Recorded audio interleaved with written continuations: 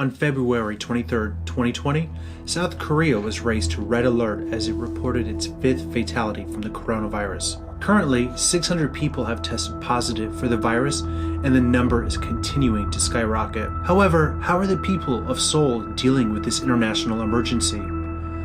Today, we take a look at how the city is coping and how the people of Seoul are continuing to go about their daily lives in the face of a possible pandemic. Alright, so this is the area called Myeongdong. So Myeongdong is one of the biggest tourist spots in all of Seoul. So pretty much any time, day or night, the street is just crowded. And a lot of times there's a lot of Chinese people here. So they're usually all on this side of the street here. This is lined with different food vendors selling different types of street food. And a lot of the times when you're walking through this area, you're just gonna hear a ton of Chinese and some Japanese. It is definitely one of, if not the most touristy hot spots in all of Seoul. So since it is a Sunday afternoon, I would expect it to be pretty crowded. However, there's still quite a few people here. A lot of them do have their masks, but I can really tell that a lot of these people aren't actually locals. These are tourists from other places. So I guess it is interesting to see that it looks like the Koreans are avoiding these places, and I think a lot of that has to do with the fact that this area is well known for having such a high amount of Chinese tourists. There's a big Chinese embassy just right around the corner from here.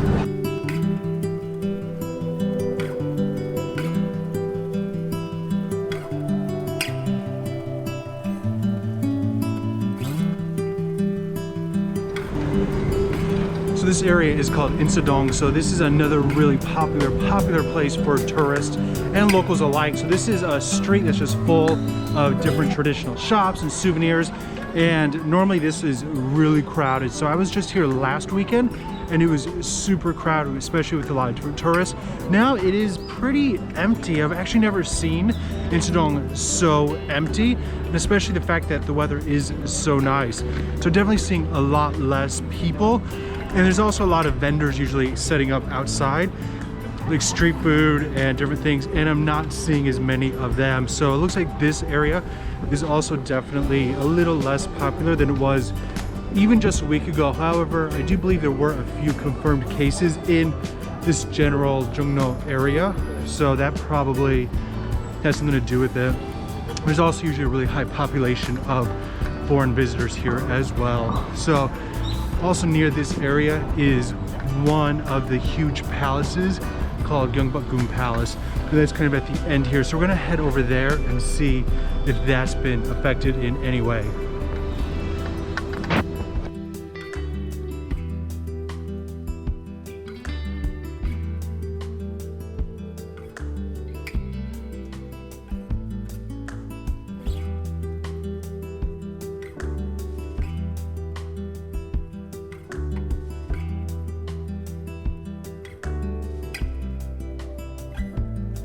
So next up, I'm at the Gyeongbuk Palace. So this is a huge palace right in the center of Seoul, and this is on every traveler's must-see bucket list when they come to Korea. So normally I would expect to probably see a lot more people here as well. So usually this whole front section in front of the palace is just packed with people, especially people wearing the hanboks, the Korean traditional costume that you can rent around here. However, it seems like there's a lot fewer people doing that, and I know some of the services have been kind of temporarily discontinued here, including the guided tour and the audio tour. And they're saying it's because of the coronavirus that they have kind of suspended those services. So there are fewer things you can do. However, it still isn't there are tour groups that are coming in here.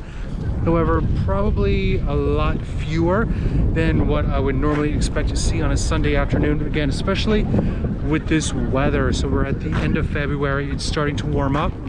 I would expect to see a lot more people, especially in this whole front area right here. I'd expect to see a lot more tourists coming in. So it definitely looks like this is another area that has started to take a hit, but I think the key word there is that it has started to. So it's not drastic, it's not major, it's not empty by any stretch of the imagination. However, it's just a lot fewer people than what I would expect. palaces tend to have these guards, so they're kind of dressed up in the traditional guards that they would have used back in the old days of Korea, but they're actually using the masks as well. So it's the first time I've ever seen that in Korea. So usually there's a lot of pollution and fine dust, and they still don't do that. So it's interesting to see, but I mean, it's great because they're seeing the public and people from different countries. So it's cool to see them with the mask protecting themselves as well as the general public as well.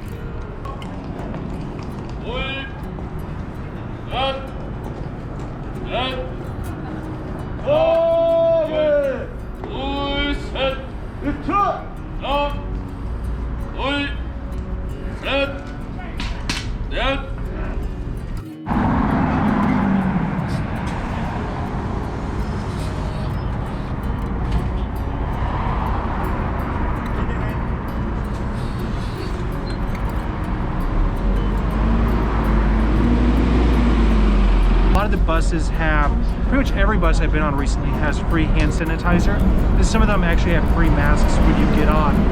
And it looks like the subways are being sanitized a lot, so they're trying to make sure the public transportation is as safe and clean as possible, because of course it's going to be a high-risk area for anybody that is traveling.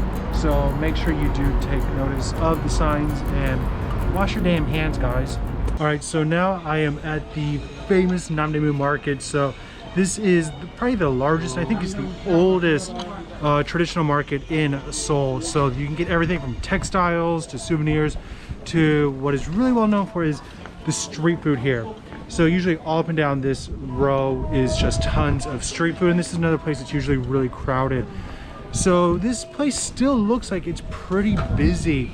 Maybe not as busy as I would expect again on a Sunday. However, there's still plenty of people. I don't really see people eating the street food very much though, so maybe that has something to do with it. Now, a lot of the vendors here are older, and I'm not sure how well things are sanitized and the hygiene conditions of the vendors here are. Normally that wouldn't really bother me, however in this situation maybe we want to make sure that people are being more hygienic. So they do have signs saying that there is no coronavirus in this market, it's safe to eat. So as of right now, it looks like it's pretty much business as usual here at Namdaemun Market in Seoul, but that's definitely subject to change here in the next coming days and weeks and maybe even months, so stay tuned. Another thing to keep in mind is that these masks are becoming really hard to find. So there's a lot of controversy. Some people say these masks don't really do anything, others say that they're helpful. It helps prevent you from touching your face as much. So they need to be a certain type of mask, and they're not always, you know, a lot of people just say they're not very effective. However, just for common courtesy of the other people around you, you should probably be wearing one. However, do know that they are not easy to get anymore. I've been to a few pharmacies and they are just sold out. So they're becoming a really hot commodity. So if you're visiting Korea, definitely bring your own masks because they're not easy to come by. All right guys, so going to go ahead and end it here. So overall, my first impression is that things have changed a little bit. There are a little bit fewer crowds. However, there's a lot more hand sanitizer and things like that. So again, I think we're still in the really early stages of this. So it hasn't really affected Seoul too much. However, I think as the days and weeks progress, we're going to see a lot more changes. So if you want to see more of those changes, go ahead and tell me down in the comments section below, and maybe I will do some more videos like this and let you see what's happening in Seoul as things are progressing. All right. And if you like this video, go ahead and give it a big thumbs up. Go ahead and share it if you want other people to see what's happening here in Seoul. All right, until next time, have a great day. I'll see you later. Bye.